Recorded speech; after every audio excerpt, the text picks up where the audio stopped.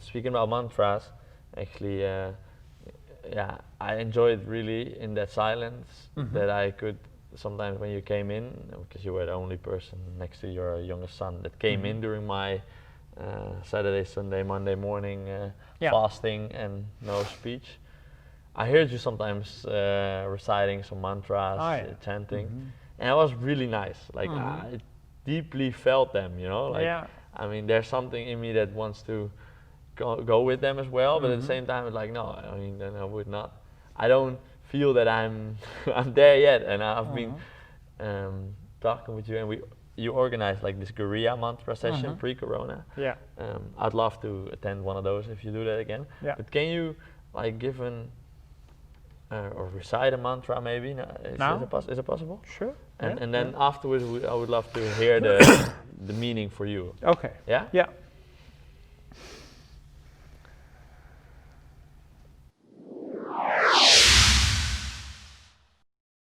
Yes, True Potential Show.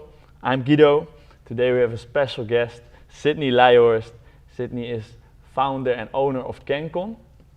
Kenkon, a training center for integral life, meditation, karate, Qi-gong, and many more movement practices, massage practices hold their foundation here. Sydney, you facilitate a lot. Thanks for being here. My pleasure. Amazing. We had already a conversation digital during the start of the COVID, and that was actually beautiful for me to recognize, like, well, how many stories can come up in a conversation like this, and I got quite some enthusiastic responses.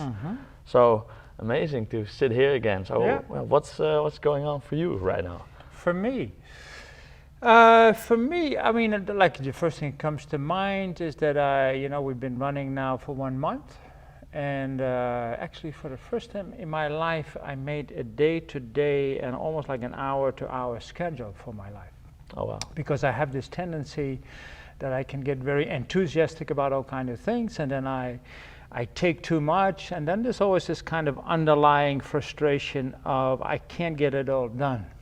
So for the first time in my life, 58, I really organized myself on a tight schedule, and I'm really enjoying it. So it really helps me to choose my essences for this moment. You know, what I really want to work on, what I really want to study, what I really want to teach, and I can feel there is progress, and at the same time, I'm also noticing I don't have that underlying frustration. So I feel I made a good start for this year.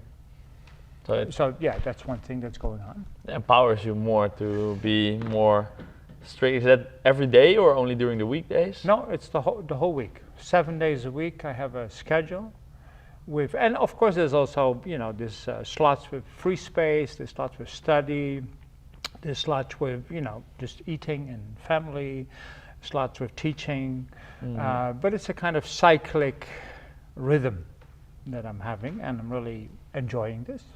Yeah, I remember that from last conversation that you never do one thing too long in a day. Yeah, right, because that clutters you up. Yeah. So even when I usually live in a more intuitive and organic style.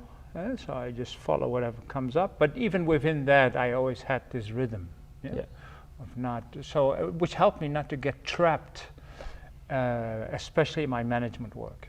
Yeah, exactly. And the interesting thing that directly comes up for me is you are teaching Qigong, but you're also really doing the intuitive form of Qigong.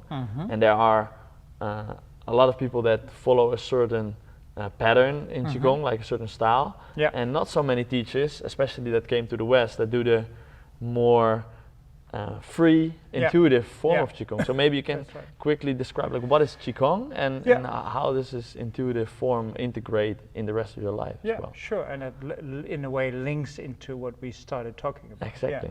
Yeah, so I mean, I was somehow lucky that many of the Qigong teachers that I met, they worked a lot with what they call spontaneous movement or natural movement, Zhirandong in Chinese. But if you look at the mainstream Qigong, it's usually based on forms or series of exercises that you do, and you mind certain things in your posture, in your movement, in your breath, and in your mind. So that's what I call regulated practice. That is, I think, maybe 90% of Qigong that's happening is in that category. But many of my teachers actually also worked a lot on the other side of the spectrum, which means that you allow spontaneous movement to arise, usually from certain postures that kind of evoke your energy, and which then begins to flow in your body, and you allow that movement to happen, and you also allow it to be expressed in movement or sounds or visions. Yeah? So that is, those are you can say the two sides of the spectrum. And yeah, what I was just saying, that usually when I live my life, but especially when I teach, I never really prepare my life, or I really prepare my classes. So I always do whatever arises. Yeah? It's even so that when I have an idea, I think, okay, I'm going to do this, this, and this, and this, and then I walk into the dojo, or I walk into the gompa, whatever, then I suddenly feel this is not working. Yeah, so it's like I cannot find a plug with my preconceived idea. So then I have to drop the idea and just see what comes up and arises. So that's I think, especially in how I teach, has been the guiding principle. I mean, when I started to teach, I tried to do it in an organized way. Like I was 16 and I was teaching judo, and I made like a table, with leg throws, hip throws, blah blah blah. So I really organized what I was going to do, and then I even had a table afterwards. I would write down what I actually had done. But after half a year, I noticed they didn't really match very well. So then I dropped that approach to teaching and then allow it to come more spontaneously. So, so that's as far as teaching is concerned, but also in, the way I build up Kenkon and the way I manage it. I usually call myself like an intuitive organic manager, rather than a kind of visionary strategic manager, which I think is great. I mean, a part of me would love to have that capacity, to have this vision and then just get it done. Yeah, when I see people with that quality, or I hear about it, then a part of me thinks, oh, that must be very kind of relaxed or easy or something. Because when you follow the intuitive approach, you're also always riding the edge of not knowing what to do. Yeah. Yeah, so there's always a kind of a subtle fear, because, oh my God, what do I need to do? And that the energy of that fear, if you ride it well, it becomes your creativity. That is my experience. Yeah, if you don't ride it well, it becomes your cramp. Yeah, exactly. But if you ride it well, it becomes your creativity. The fine line where you dance on. Yeah. So. So despite that fact, like I said in the beginning, which was the first thing that came up in my mind, I am enjoying my structure at the moment. Yeah, and but it's always been an interesting play. Yeah, this spontaneity and the conscious regulation. Also, for example, if I think about karate, if you think about karate, it comes from the Japanese culture, and Japanese culture is very precise and very strict in a way. And so if I make a movement in karate, then I know exactly how my thumb is bent and that my small finger is bent a little bit more than the other fingers. Yeah? So that's super detailed. Yeah. Yeah. And super strict. Yeah? And also the way of teaching, the classical way of teaching, is that you are corrected until you do it right. So that's almost on the opposite side of the spectrum of allowing things to manifest spontaneously. You have Qi-gong and the intuitive form, and then the very strict form of karate, and that would, like, both sides represent like a very different part of the whole spectrum.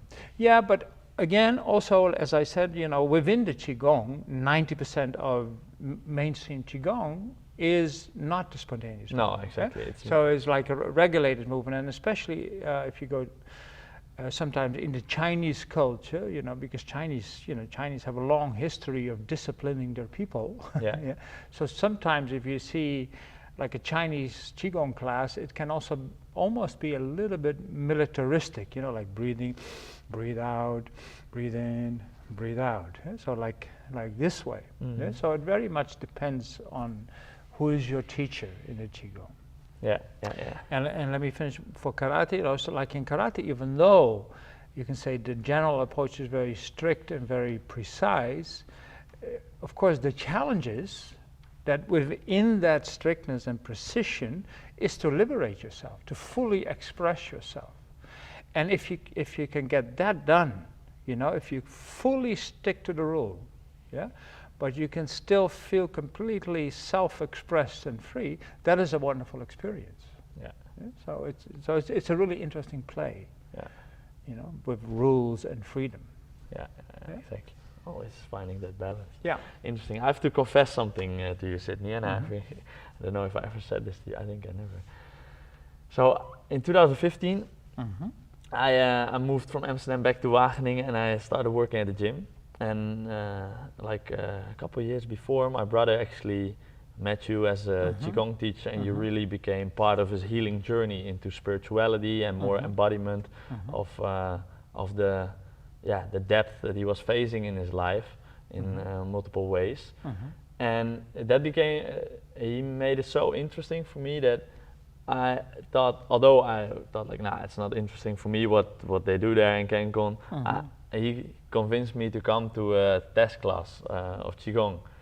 And I just been to a seminar about sitting is killing, and I thought, in Qigong it's also different movements. I came, and exactly that class, you started with chairs. And exactly that class.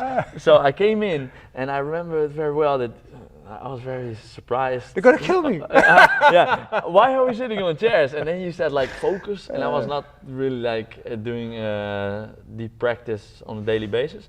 Focus on your chair that you're sitting on. And I was like, no, I want to move. And I left early. Did I ever tell you that? No, I left early, so my first Qigong class I didn't even finish. And then I remember that I even went to the gym, and that's how I think that. I always had this, that's not good for me. Maybe that's for different people. Until last year when I came again to the Qigong class, and I really enjoyed it, and I felt so much flow through my body. So that's also part of my opening story into deeper practices. Yeah. And I wanted to confess that. Funny story. Yeah. So now I'm way more open to it, but I can imagine you have a family. You have 3 sons, correct? Yeah. Yeah, and a wife. You live with them. And do they all have the same more have interest in spirituality or in movement practices on deeper levels? It differs very much. Like for example, my wife, she has long time ago, she's done karate, so she has a brown belt in the same karate style. She's done Qi-gong, she's done Zen meditation. She done dance, so she has had an episode of maybe 15 years in her life. Yeah. When she did very much the same thing, but these days she's mainly an artist, a painter. A painter. So that's her journey in the last 10 years. I think all my sons have done some martial art. My oldest son has done judo and a little bit karate. But it may be a funny story to tell about him, because he actually came to karate with his friend, and karate is cool, and it was with his dad. So that's, I think, basically the route through which he came. But when his friend stopped, I could see he was not happy with it. And so I actually told him it was better to stop, and then he started to do basketball, and he had a lot of fun, and he still plays basketball. But I remember one time we were driving home, and he said to me, "Dad, why do we repeat the kata again? We have already done it so many times." So somehow, that strictness of the form and the repetition wasn't for him, or was not yet for him. I don't know. Yeah. And my second son also done some karate, maybe also judo. And my youngest son, actually, I think he also doesn't do karate anymore, but he practices meditation now. So he is probably most interested in what you refer to as these deeper practices. Although, just like his brothers, he has a more, how to say, maybe a more scientific orientation. And maybe more pragmatic orientation. So he's now doing applied psychology in Nijmegen, started this year. So he is, I think he is most like me in that sense. Yeah, and he also had, the discipline. Sometimes he would come here and then I think he was maybe 14 or 15, and he would train for 2 hours on his own, which is, for that age, is amazing. And then sometimes he would come to my office and he said, "Dad, can you have a look?" And then he would show like a form, like a kata. And he said, "Do you have any tips?" And and then I would give him a few tips, and then he would go back into the room and continue. It was amazing, Awesome. It reminds me. It also very light in a way, do you have some tips? And then he would just for continue. Improvement. Very light. Like I don't mind if I do something wrong, but I just want to improve. I just want to improve and train. That's it. Awesome. It reminds me of someone. Actually, I heard today from a case that karate means the way of the empty hand. And I just heard this from you that you are you started your journey like martial arts as a judo teacher. What does judo actually mean? The way of softness or gentleness. Like tenderness, because you use more like an approach that you're not offensive, but more dealing with what the impact that comes to you. That was the original idea. And now it totally changed. Like because judo became a sport. And if it becomes a sport, you do everything to win, even if that means you're doing it the hard way. So if you look at judo competitions, you look at the bodies of judo people, they're all like super muscled.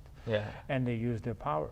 And it's only, sometimes you see people who manage to keep that idea alive of really using the movements and the power of the opponent to make the throw easier.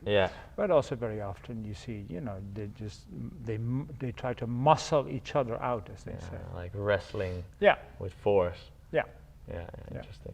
Interesting. So, confession 1. Confession 2. This is the nature of the conversation. But it came up, and I felt like I need to share this as well, because I really thank you for creating this space here in Kenkon. And during the start of the lockdown, I remember we had a conversation, and I could be here. I would ask you, could I be here for a couple days to retreat myself alone in silence, and then it became possible in the beginning of May. And I remember I had so much challenge with being alone and being in silence so long and not talking and not eating. And what happened just when I got out, that I had this it was not really an argument, but with my ex-girlfriend, and something came up that she was actually looking for the same as me, a deeper connection with your whole self. Like, what are you looking for in the silence? I mean, a lot of people ask me that. I don't really know, but I know that there's something. And she had a totally different approach. So she was also looking for something, but she looked at it on the outside world, and she downloaded an app to talk with people. And I remember that we came back and we realized because of that we were not the ideal fit for each other. So that was actually, because I could be here in silence, more clarity, more clutter fell off, and I could create more space in my life again. So thank you for that as well.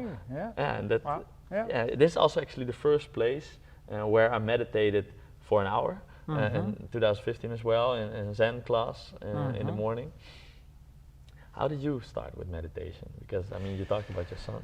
I started, I was doing already martial arts, and I was actually initially inspired by Bruce Lee, because it was cool, and I was 12 and I was a boy. But my mother thought that, doing martial arts is, especially like karate and kung fu, is for aggressive men. So she kind of didn't like the idea of me becoming a karateka or a kung fu practitioner. So I started judo. Was like maybe like a Dutch compromise. But I still had this interest in this martial arts and in the culture behind it and the background of it. So I started to read about it. You know, I remember, I think I was 14. I was at high school and I was reading books about Taoism and Buddhism. So I got it. So I learned about meditation. I learned about yoga. And I, you know, started to look around wherever I could find some information about this. And then I think just in the local newspaper, I saw an advertisement of Transcendental Meditation in Ede, a course. So I did a course, and I mean, that was popular then because the Beatles did it, and they had a guru, actually had a center here in the Netherlands, so that's why that form of meditation was a little bit popular. And also, I think they were maybe one of the first meditation groups that also were looking for scientific validation of what they were doing. So they, at least they had some ideas about it. They did some research. I don't know about the quality, but that's why it was popular then. So I did it, and it felt great. You know, I had really, you know, I remember experiences like my whole body dissolved into kind of blissful light and all these kind of things. You know, which is not the only thing what meditation is about, but it was a good start. You know, so it was not like a, oh my God, this is difficult start, which can also happen. Yeah. Because very often if you hurting your knees. It can be very confronting, both for the state of your physical body as the state of your mind. So, but I had a good start. And of course, I had my ups and downs, but that's how it started. Yeah, interesting. Yeah. So, and now, I mean, 40 years later, you're teaching it here. Different other teachers teach here as their base of their meditation classes. And I remember the second True Potential Day, where you came in, Dive Deep was the theme, and you actually let us experience with 3 types of pills. Oh, right. Remember? Yeah. That was fascinating. So many people never meditated there, and they were like, "Whoa, is this meditation? I need to try this more." Oh, you know, okay, like so you really touch people on different levels. Could you explain those 3? 3 pills again? Yeah. Yeah, sure. I mean, it's the 3 pills like are the stillness of the body, the silence of the speech, and the spaciousness of the mind. And in a way, you can look at them as 3 gates through which you can enter. You can say the open, bright, problemless nature of your being, which is what enlightenment is all about. But you know, there's different ways you can try to fly into it. And this is a way. And I think I probably also use the power of contrast on that day. Which can also help because many people are familiar with the power of contrast. For example, if you take the silence of speech pill, we all know, you know, when we've been somewhere and it has been annoyingly noisy, maybe the neighbors or whatever, and then it stops and immediately your nervous system goes like, oh my God, how nice. So you can say the software is already there to go through that gate. So that's why I very often use those pills actually by first aggravating the disease, if you like. Exactly. So like turning the water cooker on and the television and the radio all together, and then switch it up and boom. So that's what it is. So it's a very, very good set. And the 3 pills, not the approach with contrast. The 3 pills come from one of my Tibetan teachers who has been living in the West for more than 20 years, I think. Tenzin Wangyal Rinpoche.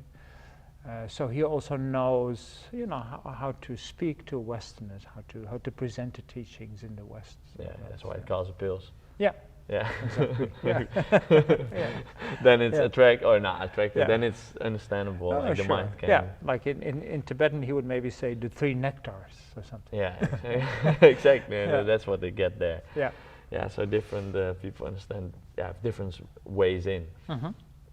So during this whole crazy situation of 2020, the lockdown, and quite some things transformed for you as well. Like you just told about your schedule. In the last conversation, you also told us, like told me, you want to transform actually a little bit, like you want to implement more Sydney in the schedule.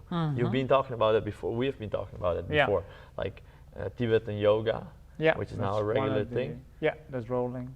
Can you explain a little bit what is that what is that for yoga, and why does it make so much sense to you? Well, it makes a lot of sense to me.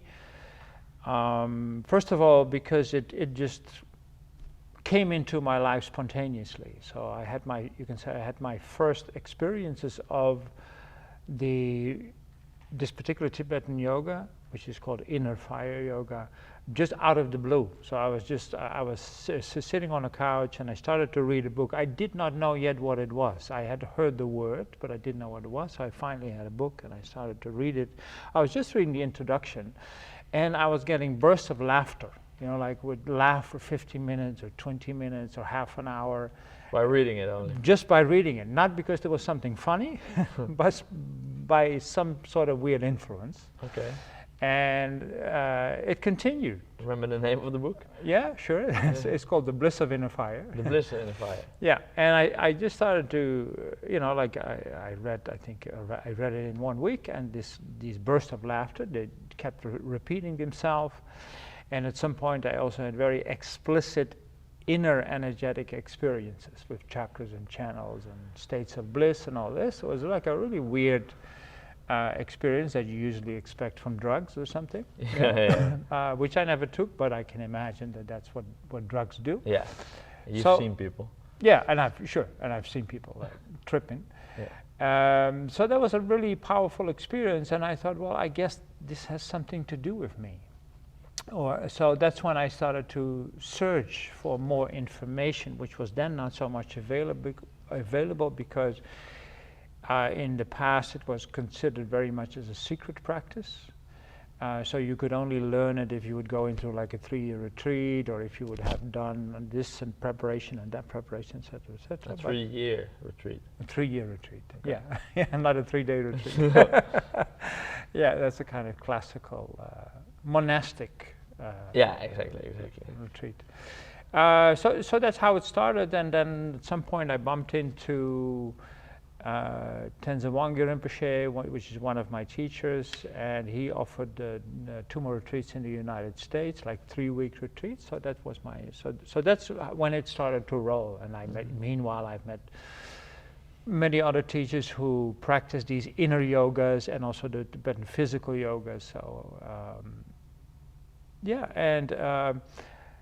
I, for some reason, I did not share it fully yet.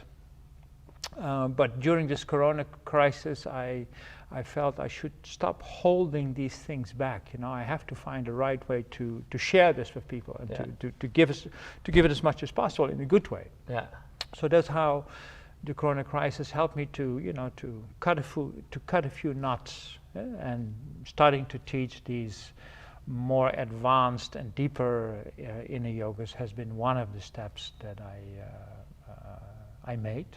And another one is I've already been playing with an idea of developing something I've been calling Integral Warrior Workout, which is like you can say physical and fitness training in which I integrate all my experience and insights into energy work, meditative work, and psychological work.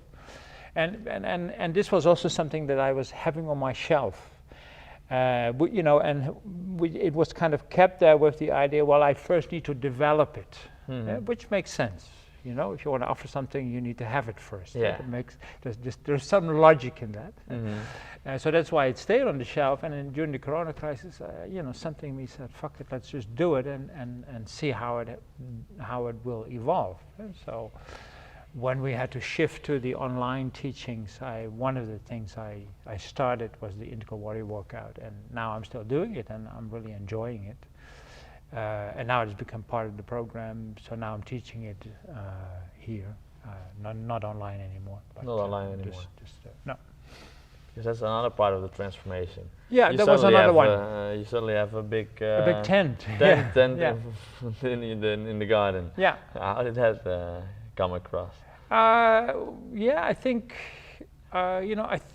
one of the reasons why it came across out of care. like a training tent, right? Like it's not a tent for sleeping. It's No, like no. a real big training tent. Yeah. Yeah, it's pure for training. But Yeah. so one of the motivations or one of the sources of the idea was, trying to respond to the Corona crisis and feeling the responsibility and the wish to care for people. Yeah.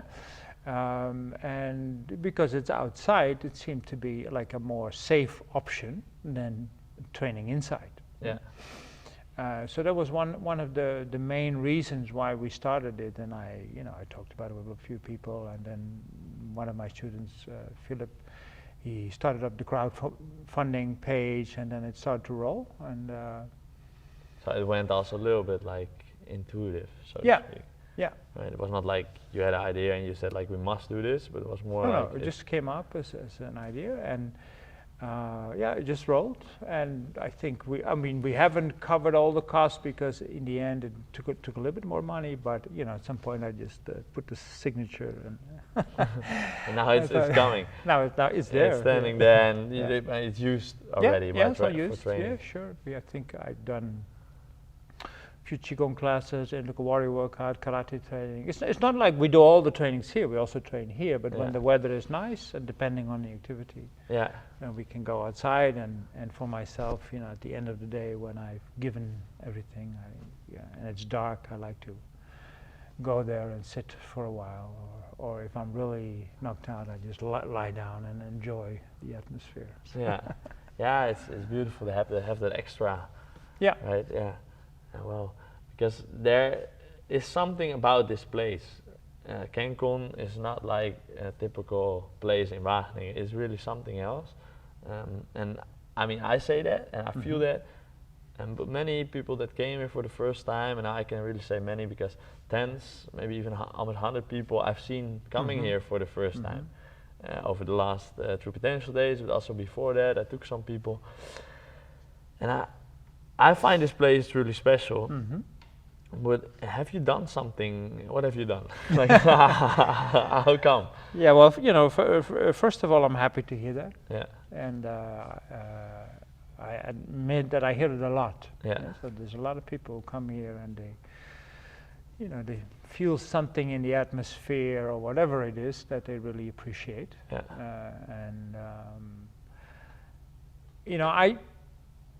I don't have very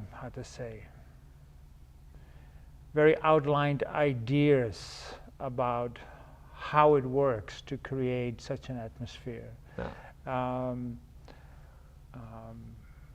But at the same time, I do my best in different ways. Yeah. And in gross ways, of course, by trying to make it look good and keeping it clean. Yeah. It's a gross level of care. Yeah. And there's a subtle level of care that sometimes, when I sweep a floor and I know there's a group of people coming, then I try to think about these people with love, and I might sing a mantra, or I might express wishes for these people. Yeah. I hope they have a freaking good time, or whatever comes up in my mind. Yeah. So I don't have any rituals from any tradition, apart from the mantras maybe. But Exactly. so It's a deep ritual. yeah. And I try to be, I guess, kind and clear with people. So there's things that I do, and I don't think it's only me. I think there's also a lot of people who have a bond with Kenkon. I think they contribute to that atmosphere. Yeah. So I really think it's something we're doing together. Yeah. And I do my part. So Awesome. maybe that's how it works. Yeah. I mean, I feel that. And speaking about mantras, actually, I enjoyed really in that silence that I could sometimes when you came in, because you were the only person next to your youngest son that came in during my Saturday, Sunday, Monday morning fasting and no speech. I heard you sometimes reciting some mantras, chanting, and it was really nice. Like I deeply felt them, I mean, there's something in me that wants to go with them as well, but at the same time, it's like, no, I mean, then I would not. I don't feel that I'm there yet, and I've been talking with you, and we you organized like this guerrilla mantra session pre-corona. Yeah. I'd love to attend one of those if you do that again. Yeah. But can you like give an or recite a mantra maybe? No, is it possible? Sure. And then afterwards, I would love to hear the meaning for you. Okay. Yeah? Yeah.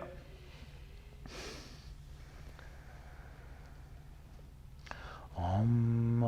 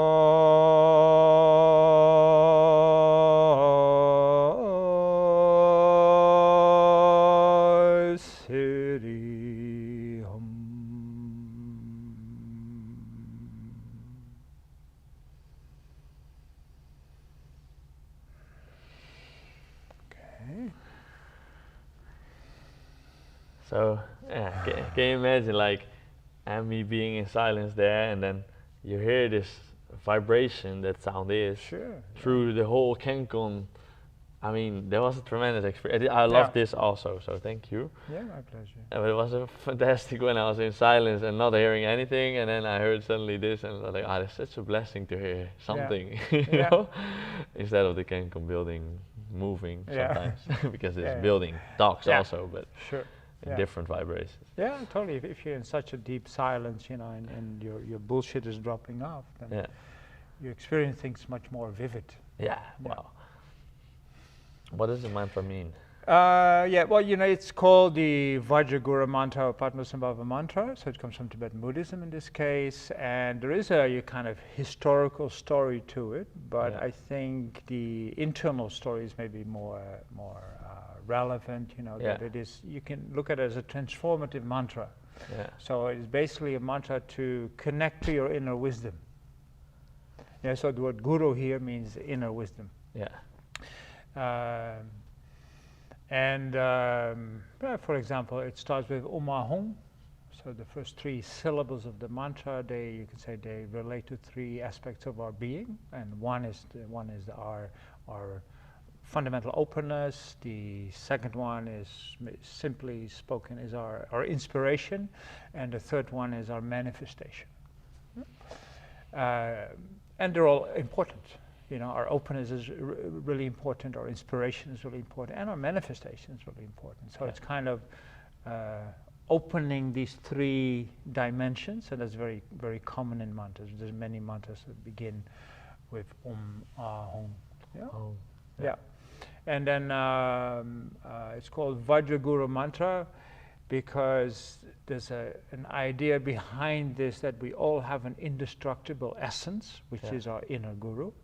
And Vajra can be translated as the diamond, so it's something that's very bright and almost indestructible. Yeah, so that's those are some of the ideas behind this. Yeah. Yeah. Yeah. Awesome. That makes sense. And maybe it's also interesting, you know, but singing. I'm not a singer. I have never been taught to sing. Nah. But it kind of links in a little bit into what we were talking about in the beginning. Yeah. Because if I sing the mantra, there is a melody.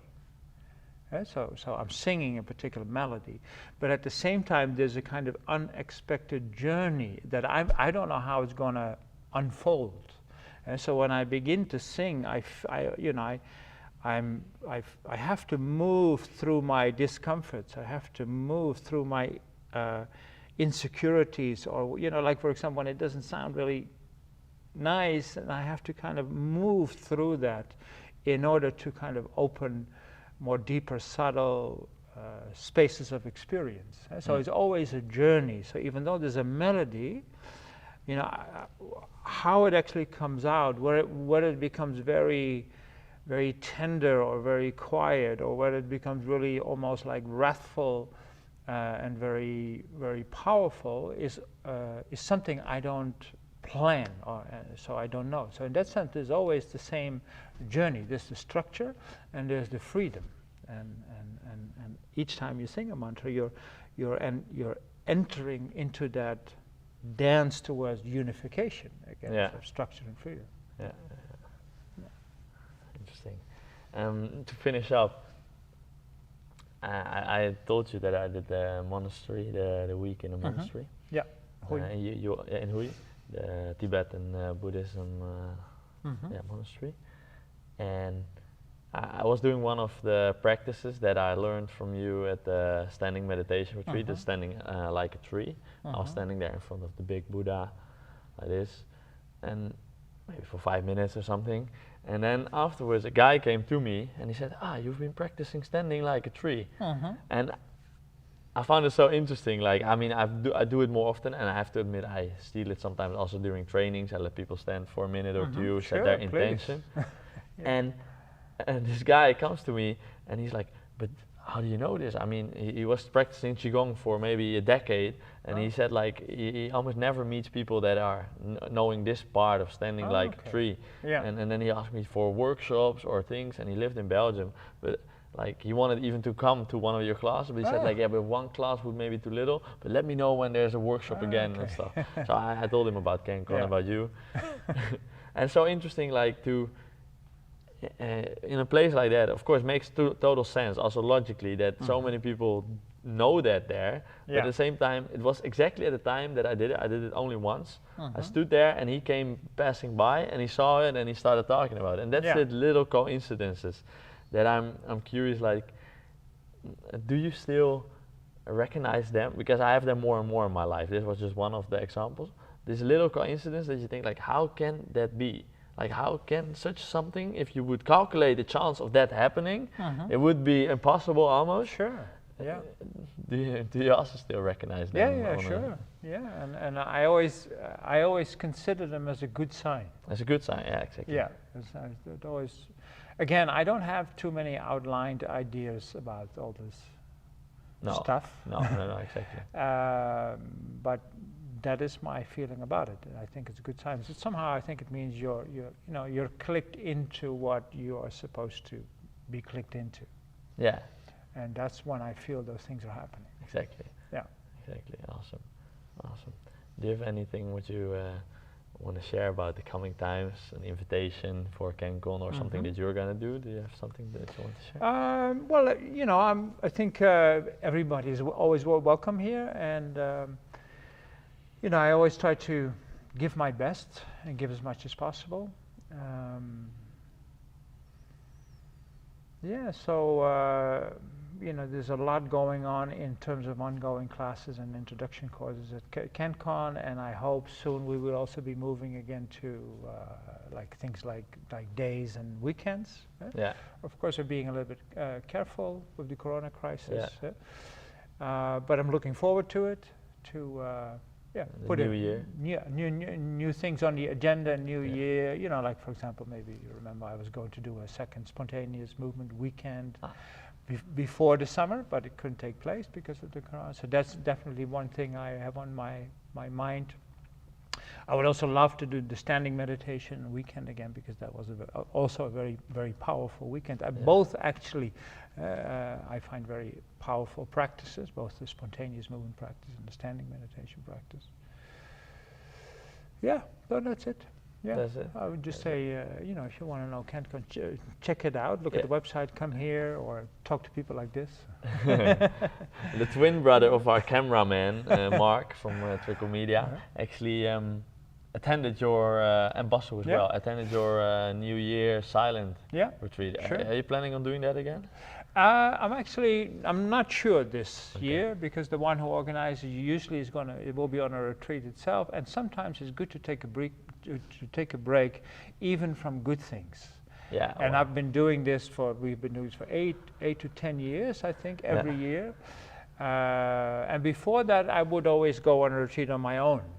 And because it's a good moment in the year, you know, where just like in nature, you know, the trees are getting bare, they're dropping their fruits, they've dropped their leaves, and let them go. Yeah, I always feel that. Like somewhere in November, I always have this kind of wave coming up in me that kind of says, okay, it started again. You know, the way down started again. And in the past, I would then have a retreat somewhere, or sometimes even at Kenkon, and then I would throw away stuff, I would clear stuff and meditate. That would be my main practice for those days. So I'm also longing a little bit to do that again myself this time. So we'll see. Awesome. Thank you so much, Sydney. Thank you. Thank you so much. So if you enjoyed this conversation, then check out our website for more conversations like this, truepotentialteam.com. And if you want to see more of this, subscribe, let us know what you want to see, let us know what you thought of this one. And see you in the next conversation. And if you're around and you feel like connecting deeper, diving deeper with us, come to one of our events, because they might change your life. See you in the next one.